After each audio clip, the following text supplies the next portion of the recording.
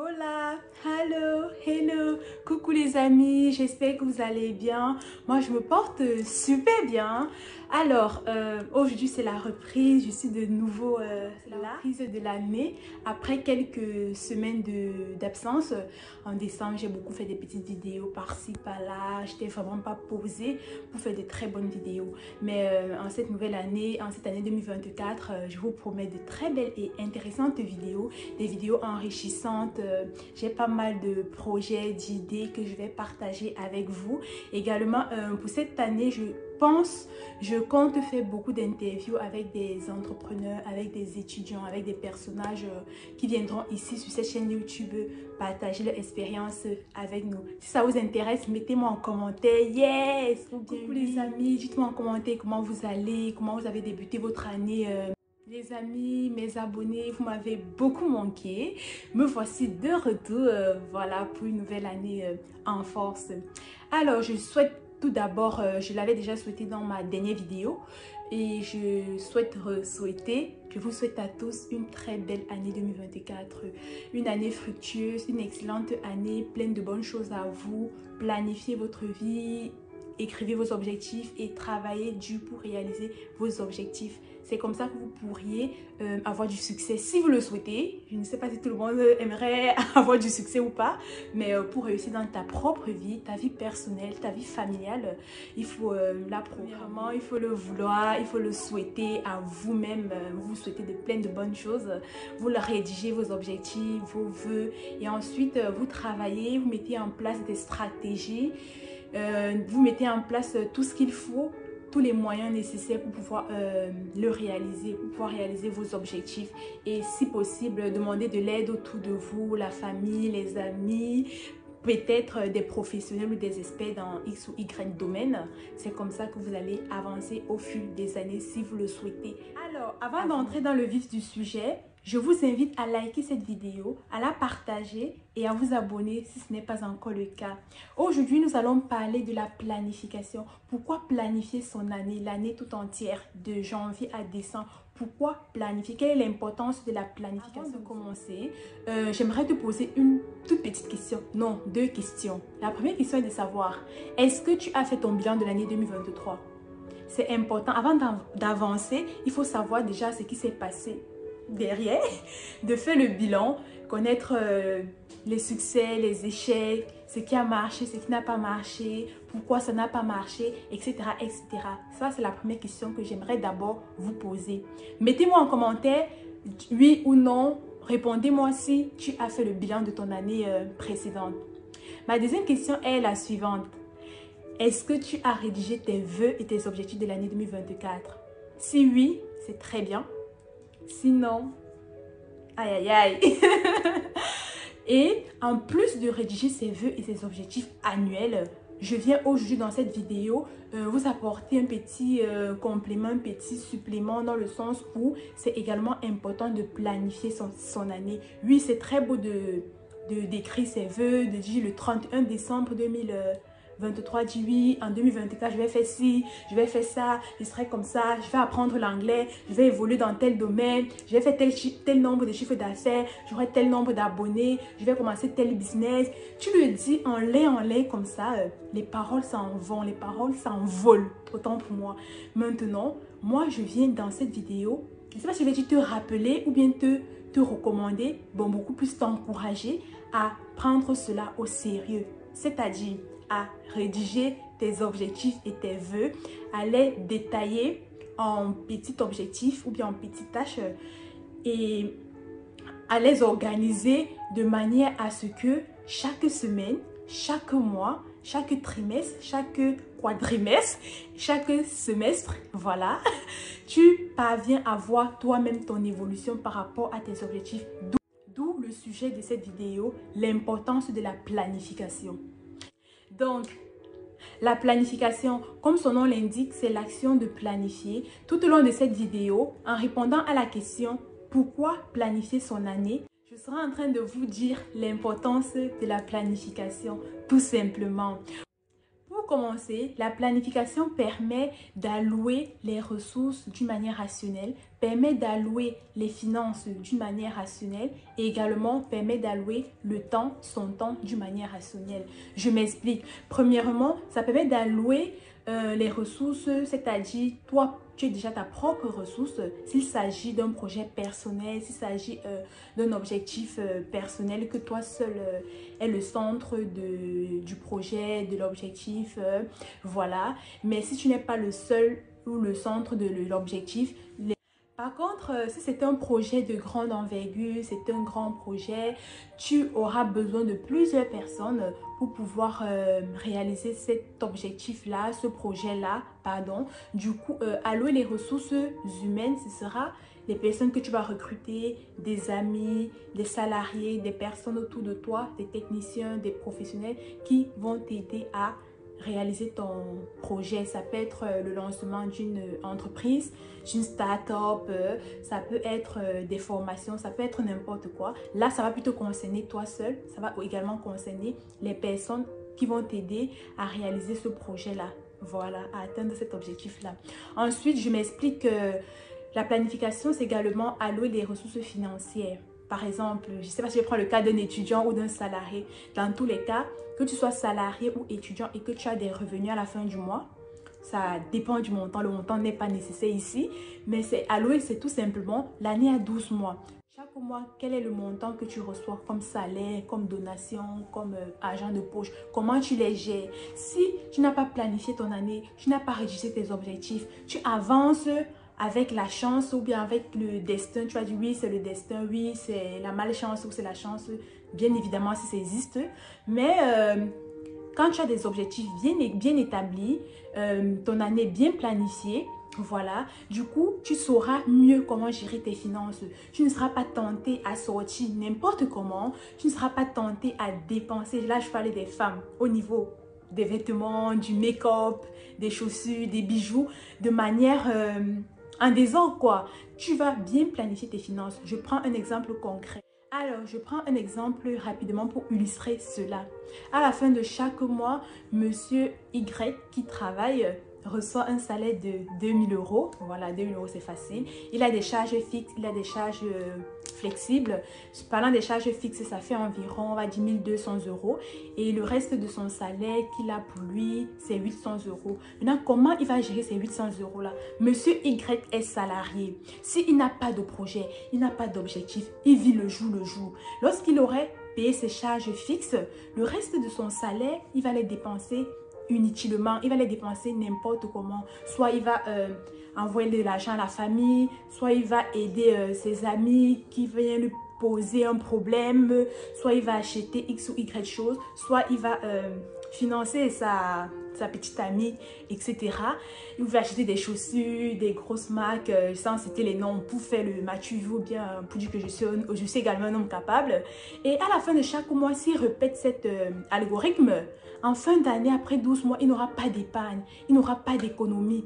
Pourtant, si il avait au début de l'année, il s'était fixé l'objectif d'épargner par exemple 50 euros, 100 euros chaque mois. En faisant le calcul, en fin d'année, si c'était 50 euros, il devait avoir 600 euros. Si c'était 100 euros, il devait avoir 1200 euros. Ça devait déjà constituer le début de son patrimoine. Cette somme-là, cette épargne-là devait déjà constituer, par exemple, un apport ou bien ça pourrait l'acheter une voiture en fonction de ses besoins.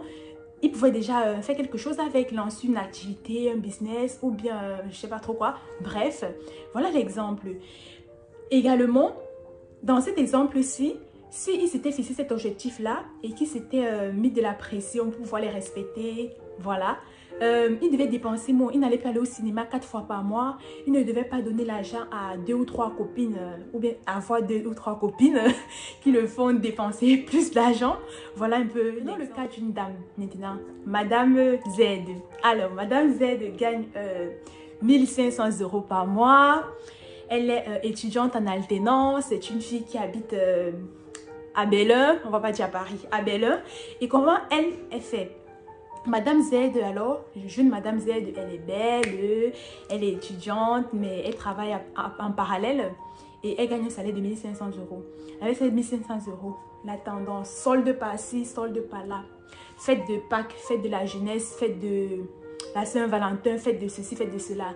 Et les anniversaires par-ci, par-là. Solde, promotion, réduction et tout et tout. Madame Z passe donc le temps à s'acheter de nouveaux fringues, à s'acheter de nouvelles chaussures. Telle marque a sorti tel truc, elle achète, tel parfum est sorti, 50 € par-ci, 30 € par-là, 100 € par-là, le manteau de l'heure, la veste de l'heure, le costume, etc. Sans oublier les perruques, etc., etc. Ou bien les bijoux. Voilà. À la fin de l'année, Madame Z, Noël arrive, le mois où on dépense beaucoup pour acheter des cadeaux, pour profiter de la vie, entre guillemets, si je fais ça comme ça, pour se faire plaisir plutôt. Pour se faire plaisir. Et elle se retrouve comme ça, l'année qui suivante, elle répète le même algorithme. Elle ne va aller nulle part avec ça en fait. Elle ne va aller nulle part avec ça. Pourtant, moi j'ai constaté que, avec beaucoup de regrets, c'est lorsqu'on est étudiant qu'on a la capacité, qu'on a la force d'épargner beaucoup.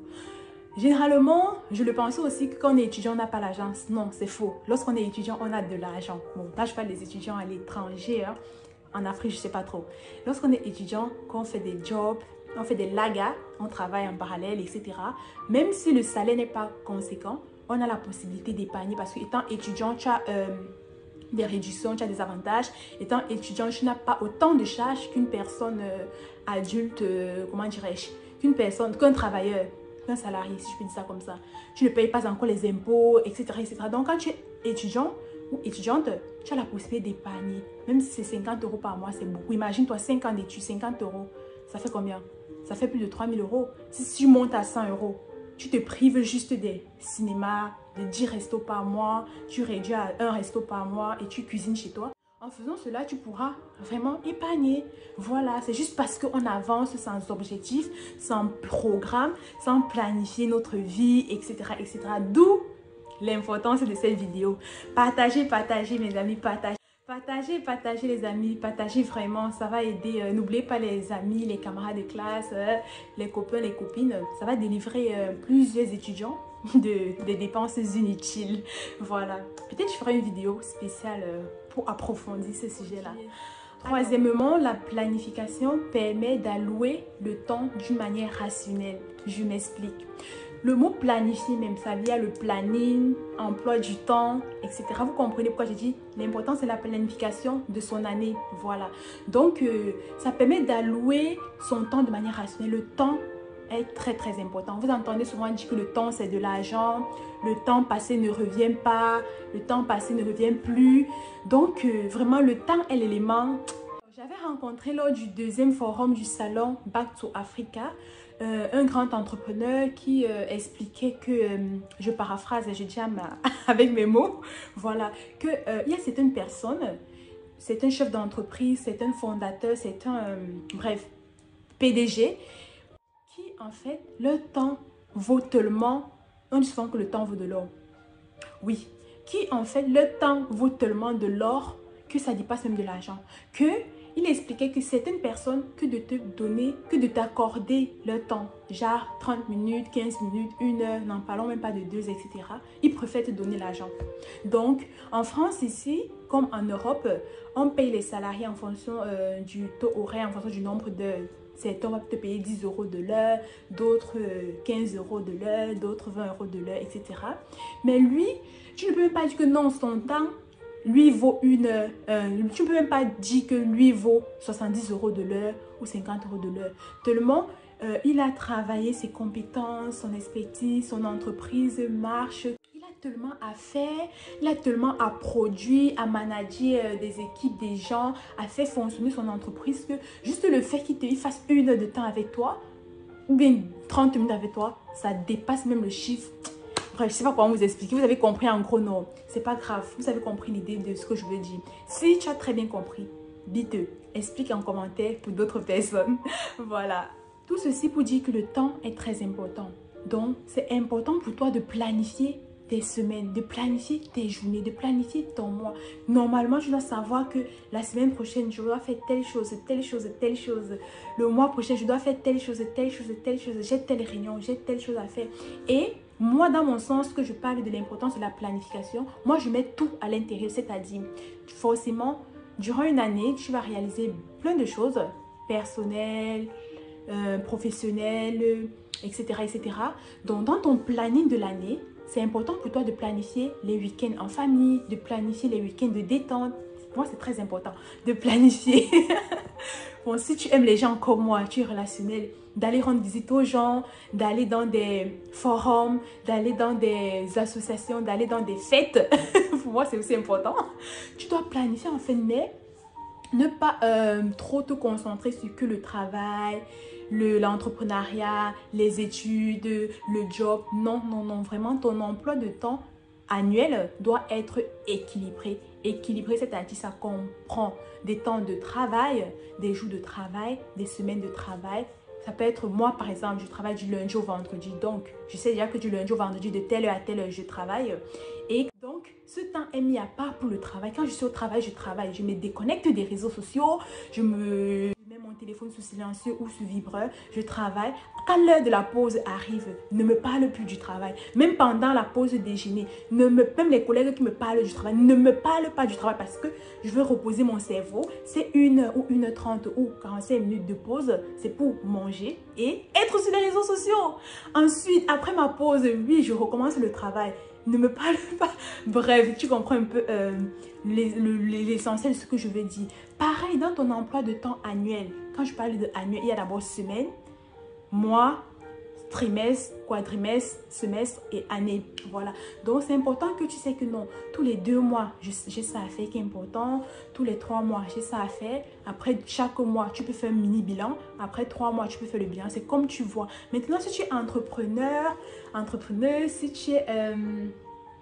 voilà, tu vas planifier comment travailler, le nombre de... Quel est le résultat que tu veux atteindre à court terme, à moyen terme, à long terme. Qu'est-ce que tu planifies tout. Maintenant, à force de planifier, tu aurais tellement une visibilité sur ton mois, sur ta semaine, sur ton année, que toi-même, tu serais plus zen, plus serein. Tu ne seras pas stressé tout le temps. Tu ne seras pas sous pression parce que tu as tellement détaillé tes objectifs par tâche, par saison, par semaine, par mois, que non, le mois, si je me concentre sur ça, 10 heures de travail sur comment bien vendre mes produits, sur comment me spécialiser dans mon domaine, sur comment faire pour m'améliorer dans mon travail pour les salariés, comment faire, etc. Et comment faire pour m'améliorer en anglais. Tu mets 10 heures d'anglais par semaine, je sais pas si c'est beaucoup pas. Bref, si tu vas apprendre l'allemand, tu planifies. Si tu vas apprendre le chinois, tu dis 2 heures de chinois par semaine. Si tu vas apprendre ta langue vernaculaire, ta langue maternelle, ce qui est également une très bonne chose,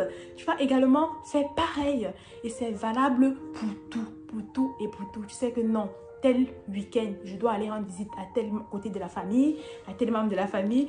Tel autre week-end, je ne fais rien du tout. Je reste chez moi, posé, calme. Je récupère. Soit je récupère le sommeil, parce qu'en semaine, je ne dors pas beaucoup. Soit, etc., etc. Pour les femmes, tu planifies également les jours, les week-ends, bref. Quand tu dois aller te faire belle, quand tu dois aller au salon de coiffure, quand tu dois aller, bref, les jours de détente, quand tu vas aller à la piscine, etc., etc., etc. Tout ça. Je pense que vous pouvez ressentir comment je le parle avec toute mon énergie, etc. Parce que moi-même, j'ai eu du mal à l'appliquer, à commencer à l'appliquer. Pourtant, je l'ai écouté il y a de cela 2 ans. 2 ans. C'est un pasteur très connu sur les réseaux sociaux, un pasteur entrepreneur, je ne sais pas si ça veut dire riche ou bien millionnaire, bref, qui avait dit que lui planifie toute son année à l'avance. Genre, tu vas pas venir le surprendre là, que oui, tel week-end on pas ici, tel week-end on pas là. C'est qu'il peut s'adapter, mais il va s'adapter vraiment pour des choses très très importantes. Tous ces déplacements à l'étranger, c'est déjà programmé. S'il doit faire un séminaire, bon, lui, faire un séminaire, c'est-à-dire pas qu'il va assister au séminaire ou à un forum comme moi. S'il doit donner un séminaire, tout est planifié. Et quand c'est comme ça, les choses roulent comme sur des roulettes. Je prends un petit exemple. Deux fois, je procrastine. Il y a de temps en temps, j'ai la flemme. Comme toute personne, comme toute jeune de mon âge. J'ai la flemme, je n'ai envie de ne rien faire, etc. Je commence à tourner en rond. Après, le soir arrive, j'ai rien fait de bon. Ça peut faire 1 jour, 2 jours, plusieurs jours. Après, je dis, hey, il faut que je me réveille. Et par contre, les jours ou bien les fois où je planifie ma journée, là je parle de la planification de la journée parce que moi je planifie toujours semaine après semaine, mais lorsque j'avais écouté ce pasteur, je me suis rendu compte que non, c'est pas assez, il faut monter plus haut. Maintenant je planifie mes mois et cette année j'ai décidé de planifier mon année. Donc là où je suis là, je sais déjà, bon je n'ai pas encore acheté l'habit de Noël prochain, mais je sais déjà où je vais aller à Noël, ce que je vais faire. Bref, c'est une façon de dire que quand tu planifies ta journée, tu planifies tes mois, c'est plus light. Bon, le petit exemple que je voulais donner de moi, c'est que soit chaque soir, bon, j'ai aussi suivi des conseils là dans des vidéos, hein. Chaque soir, avant de dormir, tu rédiges ta to-do list du lendemain. Quand tu le fais, tu dors tranquillement. Et le lendemain, ça coule crème. Moi, quand je le fais, le lendemain, j'ai plus besoin de relire ma liste, hein. Je sais pas si veut dire que c'est automatique. Je commence à faire ça, sans stresser. Pourtant, quand je ne rédige pas, le matin, je me lève. Je commence par quoi? Même en dormant, je dors mal parce que je stresse que j'ai ça à faire, j'ai ça à faire, j'ai ça à faire, j'ai ça à faire, j'ai ça à faire, j'ai ça. Je vais commencer par où? La fin de la journée, j'ai 10 000 choses à faire. À la fin de la journée, je n'ai même pas fait 5 000 choses. Donc, pourtant, quand je rédige les objectifs, je ne vais pas rédiger 100 000 objectifs. Je vais rédiger, on va dire, environ 8 à 10 objectifs. Il y a des objectifs prioritaires et des objectifs moins importants que si j'ai le temps, je fais. Si je n'ai pas le temps, ce n'est pas grave. Et lorsque je rédige mes objectifs de la journée ou ma to-do list, je ne vais pas occuper les 24 heures. Mais je peux même occuper 10 à 12 heures. Je ne compte pas l'heure du sommeil et je laisse même assez de temps sans rien planifier que je pourrais faire d'autres petites choses. Et ça marche très très bien. Donc je te recommande à planifier tes journées, à planifier ta semaine. Pareil, je fais aussi ça avec la semaine. Je faisais ça avec la semaine. Genre, je dis que lundi, je vais au travail de telle à telle heure. Donc taf. Le soir, je fais ça ou ça. Je fais telle formation, je suis au téléphone, j'ai un temps de ceci, j'ai un temps de cela. Voilà, c'était tout pour cette vidéo. Merci beaucoup de l'avoir écouté jusqu'à la fin. Si ce n'est pas encore fait, partage cette vidéo. Je t'en remercie. En conclusion, mon frère, ma soeur, mes amis, si ce n'est pas encore fait, s'il te plaît, rédige tes objectifs, rédige tes vœux. Tu viendras me dire ici 6 mois après ou 1 an après que j'avais raison ou tout simplement que ça t'a beaucoup aidé. Et moi, ça me fera plaisir. Que tu sois étudiant ou salarié, s'il te plaît, rédige tes objectifs, rédige tes vœux. Je t'en supplie. Alors, si tu as besoin d'aide, n'hésite pas à me contacter via l'adresse mail qui est sous la description. Ça me ferait plaisir d'échanger avec toi et de pouvoir t'aider dans ce sens-là. Et d'aller plus loin si tu veux avec mes coachings qui arrivent très très bientôt. Voilà. Donc les amis, j'espère que vous avez compris en partie parce que je n'ai pas tout détaillé. Que vous avez compris l'importance de la planification et qu'à partir d'aujourd'hui, vous allez planifier votre semaine, planifier votre mois, planifier votre année entière si c'est possible. C'est ainsi que ça va beaucoup vous aider. Votre vie ne sera pas le résultat du hasard ou bien vous ne seriez pas tout le temps en attente de la chance ou bien en train d'observer la vie des autres. Non, non, non, non et non. Soyez acteur de votre vie au lieu d'être spectateur de la vie des autres. Également, c'est comme ça que les réseaux sociaux, il y a trop de réseaux sociaux différents. C'est comme ça que ça nous bouffe du temps, ça nous mange du temps. Et notre propre vie, au fil des années, au fil des ans, ne ressemble à rien. Donc, d'où l'importance de la planification. J'insiste dessus. Planification, planification, programmation. Peace. À la prochaine vidéo. Tchuss.